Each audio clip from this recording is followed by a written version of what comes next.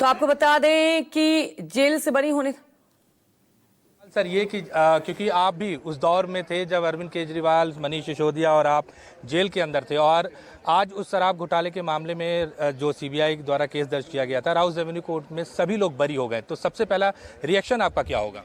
सबसे पहले तो मैं कहूँगा कि देश के अंदर अभी भी कानून का राज है और अदालत ने स्पष्ट किया है कि जिस तरह के झूठा केस बनाया गया था, जिस तरह से फंसाया गया था और एक चुनी हुई सरकार को गिराने की कोशिश की गई और अल्टीमेटली गिरा ही दिया गया, तो उसका खिलाफ ये एक बहुत अच्छा डिसीजन आया है कोर्ट का। दिल्ली का चुनाव जब चल रहा था उस समय हमने देखा कि आप लोग उसी समय बरी होकर बाहर निकले और 2.5 साल से ज़्यादा का वक्त आपने भी जेल में बिताया। किस तरीके से उस समय को देखते हैं, और आज जब फैसला आप लोगों के हक में आया तो अब अंदर की क्या भावनाएं जो हैं वो बाहर आ रही हैं? मुझे ये लगता है कि देर है पर अंधेर नहीं है।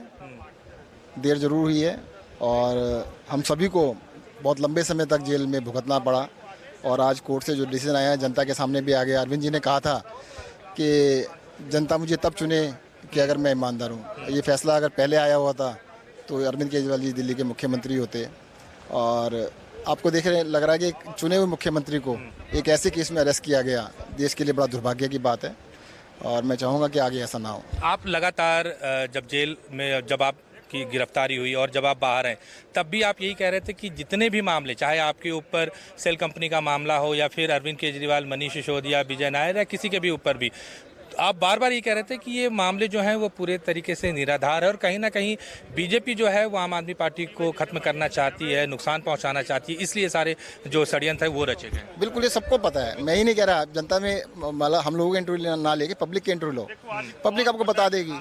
सबको पता है कि ये सब झूठे केस बनाए जा रहे हैं। आज तक कभी आपने सुना है कि सिटिंग मंत्रियों को, मुख्यमंत्री को अरेस्ट कर लिया जाए? अरे भाई तुम्हें केस करना था, केस कर लेते ना। केस किसने रोका था? जेल में क्यों डाला? उनका मकसद था लोगों को जेल में डाला जाए, सरकार को गिराया जाए।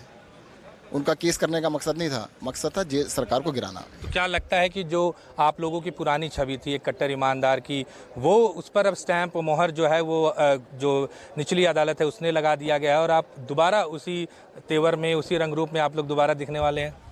देखिए, आपको एक तो मानना पड़ेगा, किसी ने भी आम आदमी पार्टी में कंप्रोमाइज़ तो नहीं किया।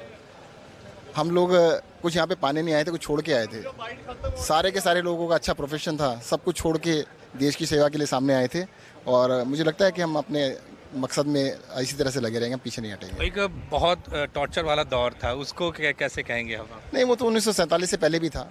वो दोबारा से चल रहा है।